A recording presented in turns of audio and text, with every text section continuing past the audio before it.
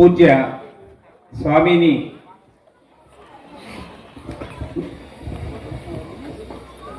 శివదర్శనానంద సరస్వతి మాతాజీ గారు మనకు మార్గదర్శనం చేస్తారు. అందరూ కూడా నిశ్శబ్దంగా ఉండాలి, పిల్లలు జాగ్రత్తగా వినాలి. ఈరోజు సమాజంలో మనం ఆచరించాల్సిన విషయాలు మనకు స్పష్టంగా మాతాజీ తెలియజేస్తారు. జాగ్రత్తగా వారి ప్రసంగాన్ని అందరూ కూడా గమనించాలని కోరుకుంటున్నాం.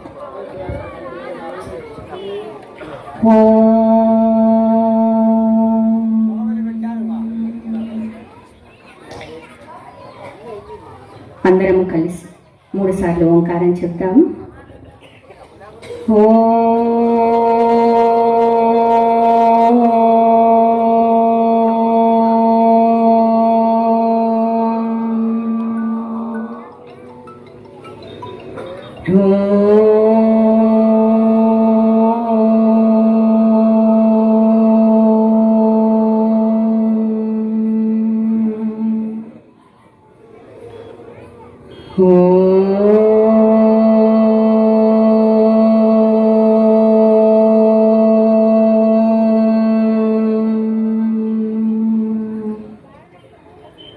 ఓం శ్రీ గణేశాయ నమః. ఓం శ్రీ సరస్వత్యై నమః. ఓం శ్రీ గురుభ్యో నమః. ఓం నమః శివాయ. ఓం శ్రీకృష్ణ పరబ్రహ్మణే నమః. ఓం శ్రీరామభద్రాయ నమః.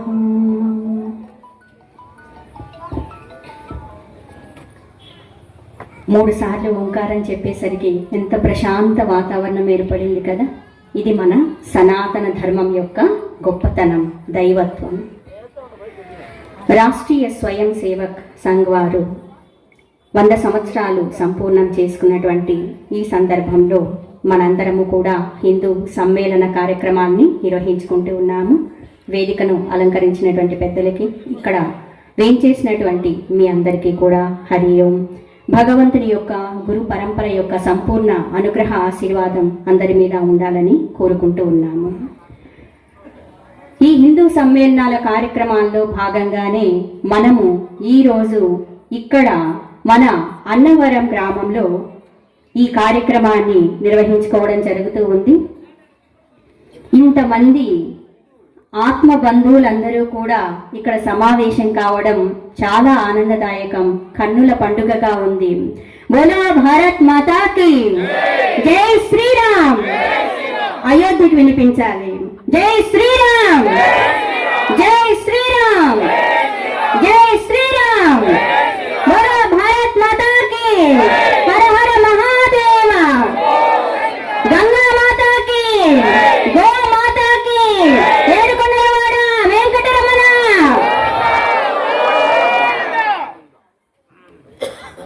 ఇది సింహ గర్జన, మన సనాతన ధర్మ వారసుల యొక్క గర్జన.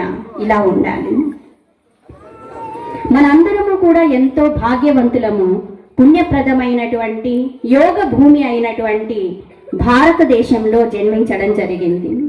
84 లక్షల జీవరాశుల్లో చాలా అపురూపమైనటువంటిది, అరుదైనటువంటిది ఈ మానవ జన్మ. ఇంత ఉన్నతమైనటువంటి మానవ జన్మని మనందరం కూడా పొంది ఉన్నాము. దీన్ని సార్థకం చేసుకోవలసినటువంటి బాధ్యత మనందరికీ కూడా ఉంది. మనందరికీ కూడా తెలుసు, సాక్షాత్తు పరబ్రహ్మ స్వరూపము నుండి ఈ సృష్టి అంతా రావడం జరిగింది. ఈ జగత్తంతా ఎవరిది అంటే పరమాత్మ స్వరూపమే అయి ఉంది. మనందరిలో కూడా అణువణువున కూడా వ్యాపకమై ఉన్నటువంటి వారు పరబ్రహ్మ స్వరూపం, భగవంతుడే అయి ఉన్నారు. మనందరము కూడా ఎంతో ఉన్నతమైనటువంటి జ్ఞానానికి, సనాతన ధర్మానికి వారసులమై ఉన్నాము.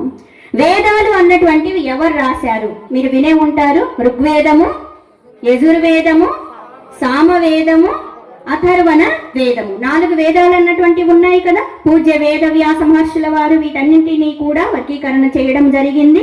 అయితే ఈ వేదాలు ఎక్కడి నుంచి వచ్చాయి? ఎవరైనా ఒక వ్యక్తి రాసున్నారా?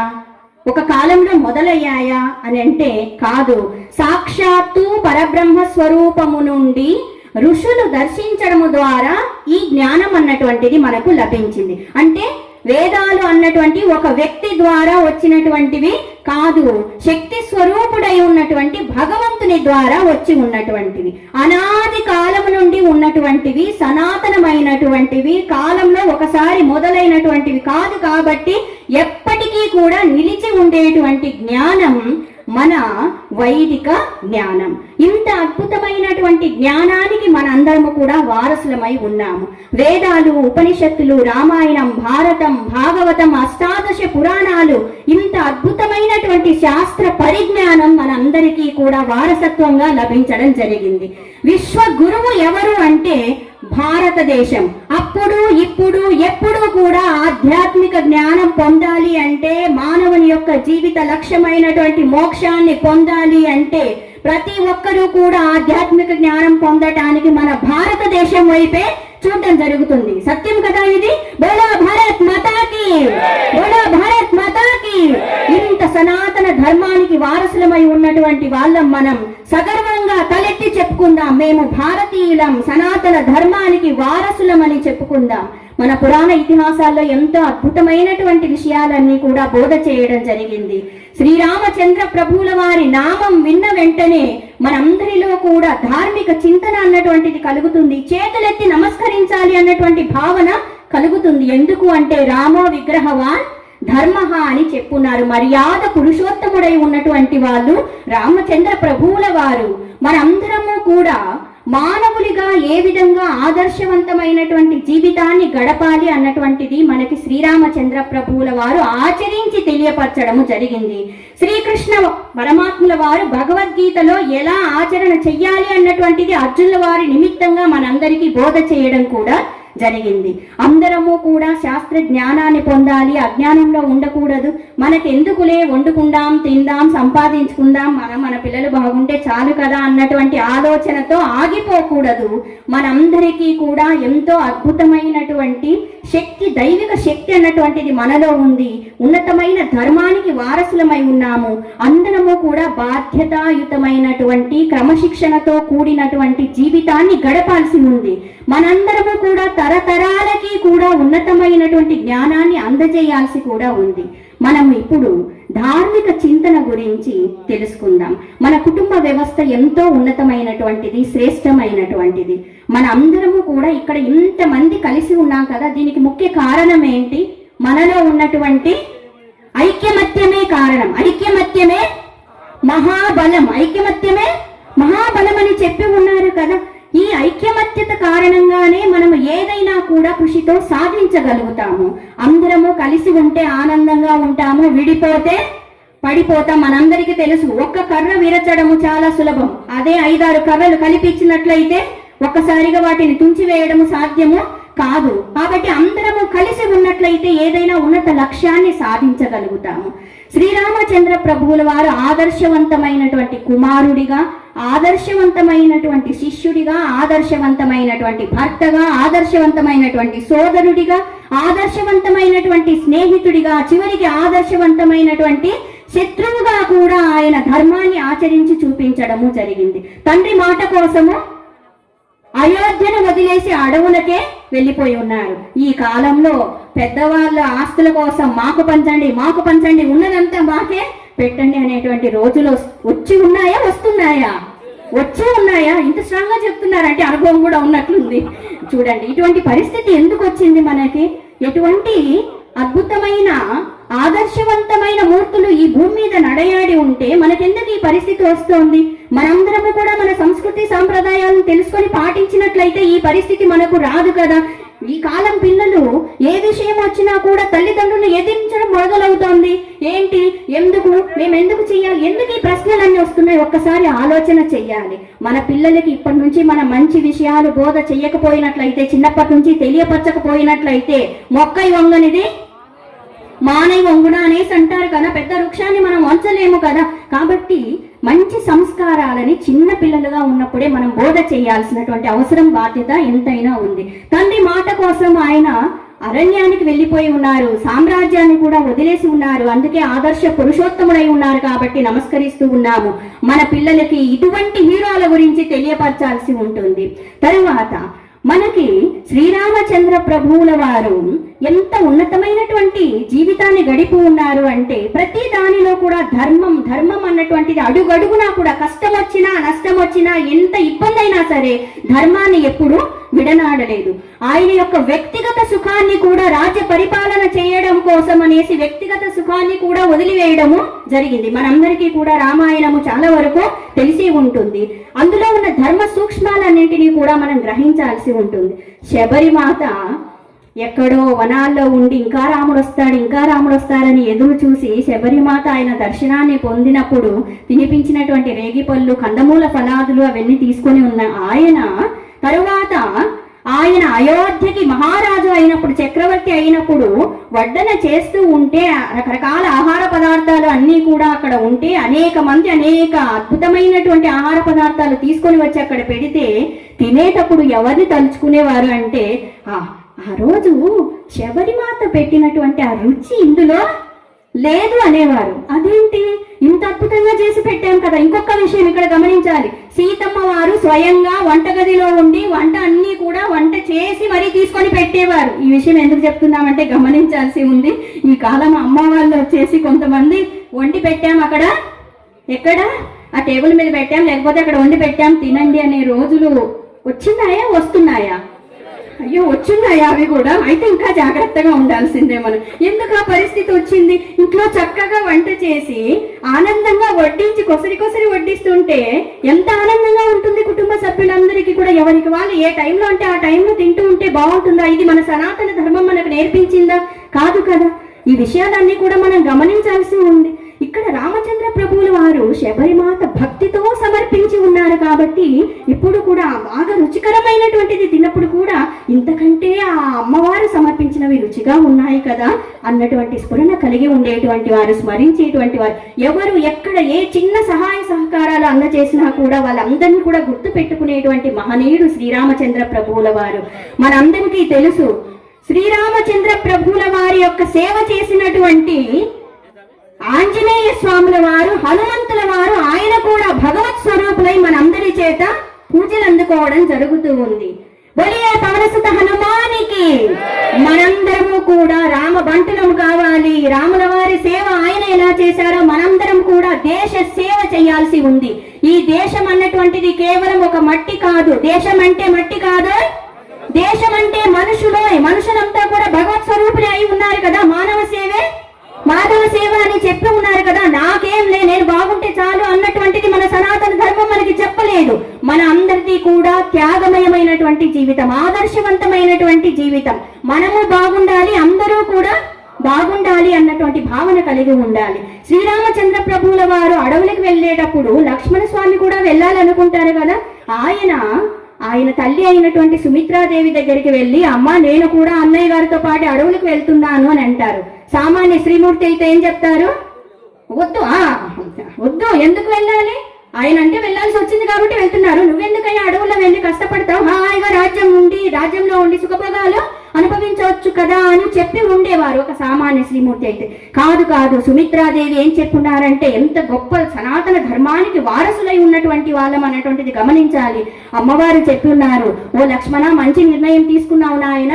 ఆ అడవులనే అయోధ్యగా భావించు.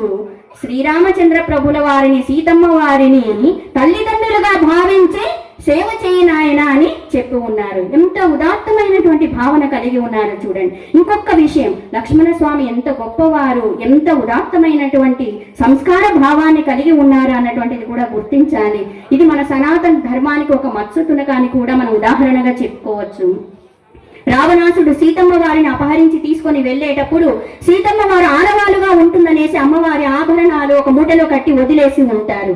వాటిని సీతమ్మ వారి అన్వేషణ చేస్తూ ఉన్నటువంటి సమయంలో సుగ్రీవుల వారు ఈ వానర సైన్యం అంతా కూడా అన్వేషణ చేస్తూ ఉన్నప్పుడు హనుమంతుల వారు వాళ్ళందరూ కూడా తీసుకొని వచ్చి రామచంద్ర ప్రభుల వారికి ఈ మార్గ మధ్యంలో ఇవి లభించి ఉన్నాయి, ఈ ఆభరణాలు సీతమ్మ వారి ఏమో ఒకసారి చూసి చెప్పండి స్వామి అంటే ఆ మాట వినేసరికే ఎంతో బాధతో కళ్ళల్లో నీళ్లు నిండిపోయినటువంటి రాముల వారు ఇక్కడ సీతమ్మ వారి ఆభరణాలు తెచ్చారంటే ఓ లక్ష్మణ చూసి ఇవి వదినమ్మవేమో చెప్పు నాయన అంటే ఆయన ఏం చెప్తారంటే, అన్నయ్య సోదరా నేను మిగతా ఆభరణాలని గురించి చెప్పలేను, గుర్తుపట్టలేను, కానీ ప్రతిరోజు మీ పాదపద్మములకి వదినమ్మ గారి పాదపద్మములకి నేను నమస్కారం చేసేటప్పుడు ఆ అమ్మవారి యొక్క కాళ్ళకి పెట్టుకునేటువంటి పట్టీలు గజ్జెలు మాత్రం నేను చూసి ఉన్నాను, ఇవి మా వదినమ్మవే నేను గుర్తుపట్టాను అని చెప్తారు. ఎంత ఉదాత్తమైన స్వభావం చూడండి, గమనించండి. ఎప్పుడు కూడా లక్ష్మణ స్వామి కళ్ళెత్తి ఈ విధంగా ఏం ఆభరణాలు పెట్టుకున్నారు, ఏం నగలు ధరించారు, ఎలా ఉన్నారు అన్నటువంటిది కూడా ఆయన ఎప్పుడు కన్నెత్తి కూడా చూసినటువంటి వారు కాదు. ఎంత సంస్కారవంతమైనటువంటి స్వభావాన్ని కలిగి ఉన్నారు అన్నటువంటిది గుర్తించాల్సి ఉంటుంది. రామాయణంలో మనం చూసినట్లయితే రావణాసుని వధించిన తరువాత శ్రీరామచంద్ర ప్రభుల వారు విభీషణుల వారికి చెప్తారు, మీ సోదరుడు కదా ఆయనకి దహన సంస్కారాలు చెయ్యండి అని అంటే ఆయన సుముఖంగా లేకపోతే రామచంద్ర ప్రభుల వారు ఒక మాట అంటారు, ఒకవేళ మీరు ఆ పని చెయ్యకపోతే సోదరుడిగా భావించి నేను ఆ పనిని చేస్తాను అని చెప్పారు. ఇక్కడ ఆలోచన చేయండి, శత్రువే ధర్మ విరుద్ధంగా ప్రవర్తించారు కాబట్టి శిక్షించారు, కానీ పూర్తి శత్రుత్వ భావం కానీ ద్వేష భావం కానీ ఆయనలో లేదు. ఎందుకంటే ఇక్కడ గమనించాలి, ప్రతి ఒక్కరిలో ఉన్నటువంటిది పరబ్రహ్మ స్వరూపమే. ఉన్నత స్థాయి నుంచి చూసినట్లయితే ఉన్నటువంటి పరబ్రహ్మ స్వరూపాన్ని మనం గుర్తించాల్సి ఉంది. వసుదైవ కుటుంబకం అని చెప్పి ఉన్నాం. అయితే ఇక్కడ గమనించాలి, ఈ కాలంలో కూడా దుష్టమైనటువంటి స్వభావం కలిగిన వాళ్ళు ఎంతో మంది ఇబ్బందులు పెడుతూ ఉన్నారు. మరి వాటిని సహించాలా లేక వాళ్ళని శిక్షించాలా అంటే ధర్మ సంస్థాపన చెయ్యడం కోసం శిక్షించాలి. వ్యక్తిగతంగా ఎవరి పట్ల ఏ విధమైనటువంటి శత్రుభావన ద్వేష భావన అన్నటువంటిది మన సనాతన ధర్మానికి వారసులైనటువంటి వాళ్ళకి ఎవరికి ఉండదు. ఎవరు ఏం చేస్తున్నా ఏదన్నా జరిగినట్లయితే అయ్యో పాపం అంటామే కానీ వెంటనే వాళ్ళని కొట్టండి అనేటువంటి భావన కూడా మనలోనికి రాదు. చూస్తాం, సహిస్తాం, ఇంకా మారతారేమో అనుకుంటాం. కాదు కూడదు అంటే మాత్రం ధర్మ సంరక్షణ చేయడానికి మాత్రము ఎప్పుడు కోదండరాముడు సిద్ధంగా ఉంటారు. ఆయుధం అన్నటువంటిది పట్టవలసి వస్తుంది, కేవలం ధర్మ సంస్థాపన చేయడం కోసం మాత్రమే. ఈ విధంగా రామాయణంలో అడుగడుగునా మనకి ధర్మం అన్నటువంటిది ప్రస్ఫుటంగా కనిపిస్తుంది. మరి మహాభారతం చూసినట్లయితే రామాయణంలో రాజ్యము ఒకరి కోసం ఒకరు త్యాగం చేసుకున్నారు, అది త్రేతాయుగం. మరి ద్వాపర యుగానికి వచ్చేసరికి ఏమైంది? రాజ్యం కోసం ఒకరితో ఒకరు యుద్ధం చేయడానికి కూడా సిద్ధపడి ఉన్నారు. ఎందుకు అంటే స్వార్థం పెరిగింది కాబట్టి, త్యాగబుద్ధి లేదు కాబట్టి, స్వార్థం పెరిగింది కాబట్టి అటువంటి పరిస్థితి వచ్చింది. ఇంకొక ముఖ్య కారణం వచ్చేసి వాళ్ళు చేసినటువంటి దురాచారము, దుర్మార్గపు పని వల్లే కురుక్షేత్ర సంగ్రామం అన్నటువంటిది జరిగింది. ద్రౌపది మాతని అవమానించడం జరిగింది. ఒక్కసారి ఆలోచన చేయండి, వాళ్ళ రాజ్యంలో వాళ్ళ అంతఃపురంలో ఉండేటువంటి ఉన్నతమైన స్థాయికి చెందినటువంటి శ్రీమూర్తికే ఆ సభలో రక్షణ లేకపోతే మిగతా వాళ్ళ పరిస్థితి ఎలా ఉంటుంది? ఇప్పుడు ధర్మ సంస్థాపన చేయడం కోసము ఆ దుష్టులని శిక్షించాలా లేదా? తప్పకుండా శిక్షించాల్సినటువంటి అవసరము ఉంది. అందుకోసమనే కురుక్షేత్ర సంగ్రామం అన్నటువంటిది జరిగింది. ఇంకొక విషయం మనం గమనించాలి, అదే ద్రౌపది మాత యుద్ధం చేసి వీళ్ళందరినీ శిక్షించండి అని చెప్పినటువంటి ఆవిడే అశ్వత్థామ అన్నటువంటి ఆయన ద్రౌపది మాత యొక్క కుమారులైనటువంటి ఉప పాండవులందరినీ కూడా సంహరిస్తే అర్జునుల వారు వెళ్ళి అతన్ని శిరచ్ఛేదం చేసి తీసుకొని వస్తాను అని శ్రీకృష్ణుల వారితో వెళ్ళి ఉంటారు. యుద్ధంలో ఓడించి చంపబోతూ ఉంటే శ్రీకృష్ణుల వారు నిర్ణయం ద్రౌపది మాతకు వదిలేయండి అంటారు. తీసుకొచ్చి కట్టి బంధించి ఎదురుగా నిలబెడితే ద్రౌపది మాత అంటారు, గురుపుత్రుడు బ్రాహ్మణుడు వేరే వాళ్ళ కోసం ఈ పని చేసి ఉన్నాడు, నేను ఏ విధంగా పుత్రుల్ని పోగొట్టుకొని పుత్ర శోకాన్ని అనుభవిస్తున్నానో ఇదే విధంగా ఈ అశ్వత్థామ తల్లి అయినటువంటి కృపి కూడా బాధపడతారు కదా, కాబట్టి ఈయన్ని వధించకండి, వదిలిపెట్టండి అంటారు. ఎంత ఉదాత్తమైనటువంటి భావన చూడండి. మరి అక్కడ ఎందుకు యుద్ధం చేసి అందరినీ సంహరించమన్నారు, ఇక్కడ ఎందుకు క్షమాభావన కలిగి ఉండి వదిలిపెట్టమన్నారు అంటే ధర్మం. ఎక్కడ ధర్మాన్ని ఎలా పాటించాలి అన్నటువంటిది కూడా మనకి సనాతన ధర్మం అన్నటువంటిది బోధించడం జరిగింది. బోలియే సనాతన ధర్మకి. ధర్మం 4 పాదాల మీద నడిచినప్పుడే మనందరము సుఖశాంతులతో వర్ధిల్లుతాము అనేసి మనకి బోధ చేయడం జరిగింది. ధర్మానికి ఉన్నటువంటి 4 పాదాలు ఏంటి అంటే తపస్సు, శౌచం, దయ, సత్యం. మన కలియుగంలో ధర్మం ఎన్ని పాదాల మీద నడుస్తోంది? ఒంటికాల మీద ఉందా? ఓకే, ఒంటికాల మీదకి తెచ్చింది ఎవరు? మనమేనా? మళ్ళీ తిరిగి 4 పాదాల మీద నడిపించడానికి ప్రయత్నం చేయాల్సింది ఎవరు? మనమే. అందరూ మీరే మనమే అని ఒప్పుకుంటున్నారు కాబట్టి తప్పకుండా మనందరము కూడా ధార్మికమైనటువంటి జీవితాన్ని గడపాల్సి ఉంది. కొంతమంది అంటూ ఉంటారు చూడండి, ఎక్కడో ఒక చోట అంతో ఇంతో సత్యం ఉంది కాబట్టి ఇంకా వర్షాలు పడుతూ ఉన్నాయి, ఇంత ఆహారం మనము తినగలుగుతున్నాము అని చెప్తూ ఉన్నాం. ఎవరు ఏదైనా అన్యాయం చేసినట్లయితే ఏమయ్యా నీకు ఇది ధర్మమా అనేసి కూడా ప్రశ్నిస్తూ ఉన్నాం. అంటే ధర్మం అన్నటువంటిది ఇంత గొప్పది కదా, అందరినీ కూడా నిలిపి ఉంచేది, కలిపి ఉంచేది, అందరికీ ఆధారభూతమైనటువంటిది, జగత్తు విశ్వానికంతటికీ కూడా ఆధారభూతమైనటువంటిది ధర్మం. ఈ ధర్మాన్ని నిలబెట్టాల్సినటువంటి బాధ్యత, ధార్మికంగా జీవించాల్సినటువంటి బాధ్యత మనందరికీ కూడా ఉంది. మరి దేశభక్తి ఎంత గొప్పది అంటే, దేశభక్తి కలిగి ఉన్నటువంటి వాళ్ళు, దైవభక్తి కలిగి ఉన్నటువంటి వాళ్ళు మోక్షాన్ని పొందడానికి కూడా అర్హులవుతారు అనేసి శాస్త్రంలో చెప్పడం జరిగింది. బోలా భారత్ మాతాకి. ఒక్కసారి ఆ మాట చెప్తూ ఉన్నప్పుడు మన అందరి హృదయాల్లో కూడా ఎటువంటి భావన కలుగుతోంది? దేశభక్తి భావన కలుగుతూ ఉంది కదా. మన దేశ జెండాని చూసినప్పుడు మనందరిలో ఏ భావన కలుగుతుంది? ఎక్కడైనా సరే మన జాతీయ గీతాన్ని పాడుతూ ఉన్నప్పుడు ఎక్కడి వాళ్ళం అక్కడ నిలబడి అందరము కూడా జాతీయ గీతాన్ని పాడటం జరుగుతూ ఉంది కదా. హృదయంలో, ప్రతి ఒక్కరి హృదయంలో తప్పకుండా దేశభక్తి భావన అన్నటువంటిది ఉండాలి. ఇక్కడ గమనించవలసినటువంటిది, మేము సామాన్యంగా ఉన్నటువంటి మానవులము, మేమేదో సంపాదించుకొని వండుకొని తింటున్నాము, మా జీవితం ఇక్కడికే అన్నటువంటి భావన మొట్టమొదట తొలగించాల్సి ఉంది. మనందరము కూడా ఈ దేశ పౌరులం, ఈ దేశం సమాజంలో ఉన్నటువంటి వాళ్ళము, మన కుటుంబం కూడా ఈ దేశంలోనే ఉంది కాబట్టి మనందరికీ కూడా దేశ సంరక్షణ అన్నటువంటిది, దేశభక్తి కలిగి ఉండడం అన్నటువంటిది బాధ్యతగా ఉంది అన్నటువంటిది మన పిల్లలకి మనం తెలియపరచాలి. మనందరం కూడా బాధ్యతాయుతంగా నడుచుకోవాల్సి ఉంది. ఒకసారి ఒక గ్రామంలో ఉన్నటువంటి ఒక శ్రీమూర్తికి భర్త లేరు, 4 కుమారులు ఉండేవారు. ఆ దేశానికి, వాళ్ళు నివసించే దేశంలో యుద్ధం వచ్చినప్పుడు శత్రురాజులందరూ కూడా ఒకేసారి దండయాత్రకు వస్తే ఆ శ్రీమూర్తి ఉన్నటువంటి ఆ 4 కుమారుల్లో ఒక కుమారుని ముందుగానే సైన్యంలో చేర్పించి ఉంటారు. తరువాత యుద్ధం జరిగే సమయంలో మొదటి 3 కుమారులు మరణించినప్పుడు దేహాన్ని ఇంటికి తీసుకొని వస్తే మిగతా గ్రామస్తులందరూ కూడా వచ్చి బాధపడుతూ ఏడుస్తూ ఉంటారు. ఆ తల్లి మాత్రం కన్నీటి బొట్టు కూడా వదిలి ఉండదు. వాళ్ళందరూ ఆశ్చర్యపడుతుంటారు, ఎందుకు ఇంత కఠినాత్మురాలుగా ఉన్నారు ఈవిడ అనుకుంటూ ఉంటారు. కానీ యుద్ధం ఇంకా కొనసాగుతూ ఉంటే 4వ కుమారుణ్ణి కూడా పంపిస్తూ ఉంటారు. అప్పుడు గ్రామస్తులంతా మళ్ళాగా ఉన్న వాళ్ళు చెప్తారనమాట, అమ్మ ఉన్నది ఇంకొక కుమారుడే కదా, నేను ఎవరు చూసుకుంటారో వృద్ధాప్యంలో, కాబట్టి పంపొద్దు అంటే ఆవిడంటారు, లేదు లేదు, దేశ రక్షణే నాకు ముఖ్యము, కాబట్టి వెళ్ళు నాయన అనేసి వీర తిలకాన్ని దిద్ది పంపించడం జరుగుతుంది. దురదృష్టవశాత్తు ఆ కుమారుడు కూడా వీర మరణాన్ని పొందడం జరుగుతుంది. యుద్ధరంగంలో మరణించిన వాళ్ళని చనిపోయారంటారా? ఏమంటారు? వీర మరణం పొందారు అంటారు. వాళ్ళు ఎటువంటి గతిని పొందుతారు? వీర స్వర్గాన్ని పొందడము జరుగుతుంది. ఆ కుమారుడు ఆ విధంగా మరణించి ఆ దేహము తీసుకొని వచ్చి కళ్ళ ఎదురుగా పెడితే ఆవిడ అప్పుడు చాలా బాధతో, దుఃఖంతో రోధిస్తూ ఉంటారనమాట.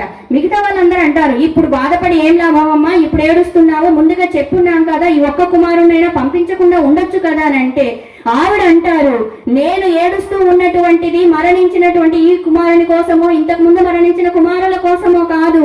నేను ఎందుకు ఏడుస్తున్నాను అంటే యుద్ధ రంగానికి పంపించడానికి, దేశ సంరక్షణ చేయడానికి నాకు ఇంకొక కుమారుడు లేడు కదా అని ఏడుస్తున్నాను అని చెప్పారు. భారత్ మాతాకి.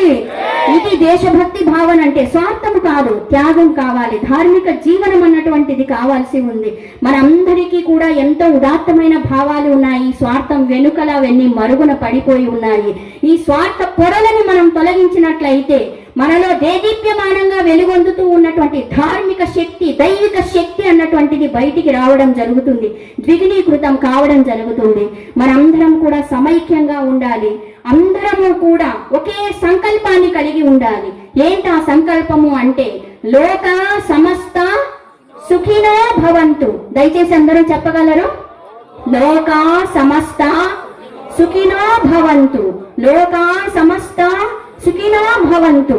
అందరూ బాగుండాలి, అందరూ ప్రశాంతంగా ఉండాలి, అందరూ ఆరోగ్యంగా ఉండాలి, మనందరము కూడా బాగుంటాము. నేనే బాగుండాలి. దేవునికి పూజ చేసినప్పుడు ఏమని కోరుకుంటున్నాము దేవాలయాల్లో? ఇంట్లో నేను బాగుండాలి, మా ఇంట్లో వాళ్ళు బాగుండాలి. అంతేనా? మన గ్రామంలో వాళ్ళందరూ బాగుండొద్దా? బాగుండాలా? ఓకే, ఇలా ప్రార్థన. మన గ్రామంలో వాళ్ళు బాగుంటే సరిపోతుందా? మన మండలంలో వాళ్ళందరూ బాగుండాలా వద్దా?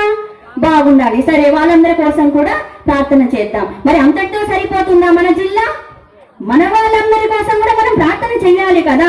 మరి రాష్ట్రం, మన రాష్ట్రంలో ఉన్నటువంటి ప్రతి ఒక్కరూ, మానవులు మాత్రమే కాదు, సకల జీవరాశులు కూడా ఆనందంగా ఉండాలి. మరి రాష్ట్రం సరిపోతుందా? కాదు కాదు. ఎలా ప్రార్థన చేయాలి? మన దేశంలో ఉన్నటువంటి వాళ్ళందరూ కూడా ఆనందంగా ఉండాలి, బాగుండాలి, ప్రశాంతంగా ఉండాలి. అంతటితోనే సరిపోతుందా? మన సనాతన ధర్మం మనకు అదే బోధించిందా? కాదు కాదు. మన సనాతన ధర్మం ఎంత గొప్పది అంటే కేవలం మన దేశం వరకు కాదు, లోకా సమస్త సుఖినో భవంతు. ఇతర దేశాలు మాత్రమే కాదు, లోక అంటే సకల లోకాలు, సకల బ్రహ్మాండాలు కూడా సుఖంగా ఉండాలి అని కోరుకునేటువంటి విశాలమైన హృదయం మన భారతీయులకి ఉంది, మన సనాతన ధార్మికులకు ఉంది. బోలో భారత్ మాతాకి. అతల వితల సుతల తలాతల రసాతల మహాతల పాతాల లోకాల కింద ఉన్నాయి. భూహు భువహ సువహ మహహ జనహ తపహ సత్యలోకాలు పైన ఉన్నాయి. అటు 7 లోకాలు, ఇటు 7 లోకాలు, అన్ని కలిపి ఈ విధంగా ఉన్నటువంటి అనేక బ్రహ్మాండాలు ఉన్నాయి. ఈ లోకాల్లో ఉన్న ప్రతి ఒక్కరూ, సకల జీవరాశులు సుఖంగా ఆనందంగా ఉండాలని కోరుకునేటువంటి అద్భుతమైనటువంటి సనాతన ధర్మం మనది. బోలే సనాతన ధర్మకి, బోలో భారత్ మాతాకి. ఇంత అద్భుతమైనటువంటి జ్ఞానానికి మనం వారసులం, దైవిక ధార్మిక శక్తికి వారసులం. మనందరము కూడా సమైక్యంగా ఉండి, ఐక్యమత్యంగా ఉండి, ప్రతి ఒక్కరం కూడా వ్యక్తిగత స్థాయిలో బాధ్యత వహించి ఉదాత్తమైన, ఉన్నతమైన, ఆదర్శవంతమైనటువంటి ధార్మికమైనటువంటి జీవితాన్ని గడపాల్సి ఉంది. శారీరకంగా అందరము ఆరోగ్యంగా ఉండాలి.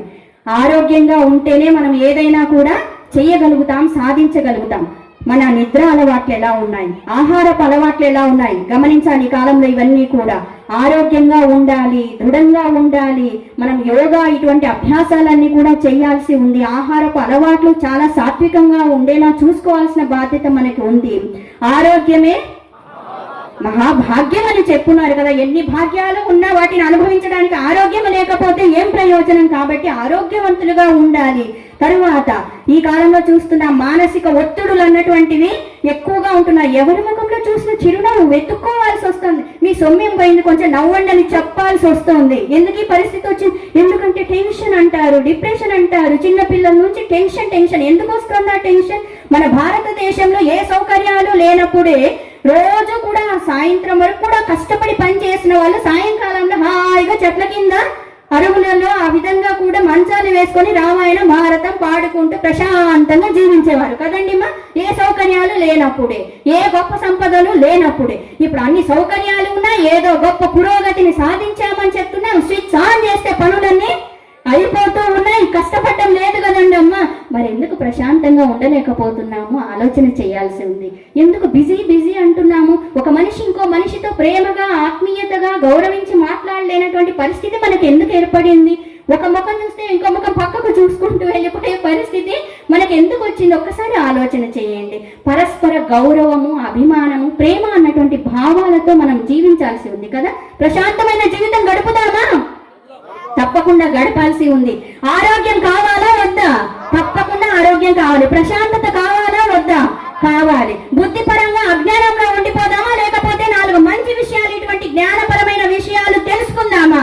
తెలుసుకుందాం. బుద్ధిపరంగా మనం చాలా వివేకవంతులుగా ఉండాలి, అజ్ఞానంలో ఉండిపోకూడదు. భగవంతుడు అద్భుతమైనటువంటి మేధాశక్తిని మనకి ప్రసాదించి ఉన్నారు కాబట్టి సద్వినియోగం చేసుకోవాల్సి ఉంది. ఇంకొక ముఖ్యమైన విషయం, ఆధ్యాత్మిక స్థాయి నుంచి చూస్తే మానవుడి జీవిత లక్ష్యమైనటువంటి మోక్షాన్ని తప్పకుండా పొందాలి. అందరము కూడా భగవంతుని యొక్క సాక్షాత్కారాన్ని, ఆత్మ సాక్షాత్కారాన్ని పొందాల్సి ఉంది. ఇంతకీ మోక్షం కావాలంటారా వద్దంటారా?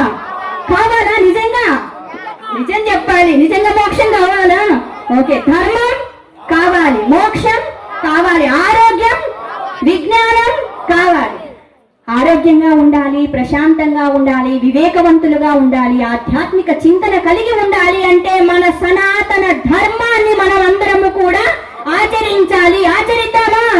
తప్పకుండా ఆచరిద్దాం. బోలో భారత్ మాతా కీ, బోలో భారత్ మాతా కీ, బోలో భారత్ మాతా కీ. జై శ్రీరామ్, జై శ్రీరామ్, జై శ్రీరామ్. గంగా మాతా కీ, గో మాతా కీ, భూ మాతా కీ. హర హర మహాదేవ. శ్రీ సద్గురునాథ్ మహారాజ్ కి. రమారమణ గోవింద. ఏడుకొండలవాడ వెంకటరమణ గోవింద గోవింద. ఓం లోకా సమస్తా సుఖినో భవంతు.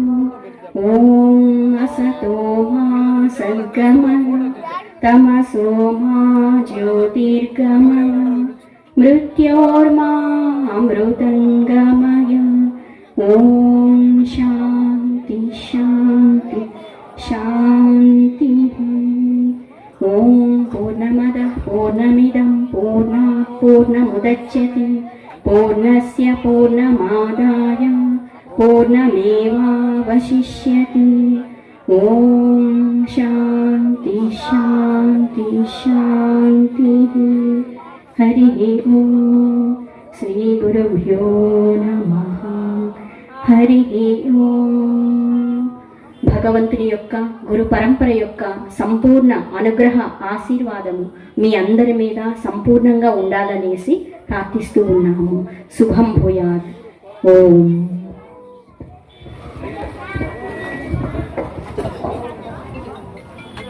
ఓం. మాతాజీ చక్కగా మనకు మార్గదర్శనం చేశారు. వీటిని తీసుకొని మన జీవితాన్ని మార్చుకుందాం.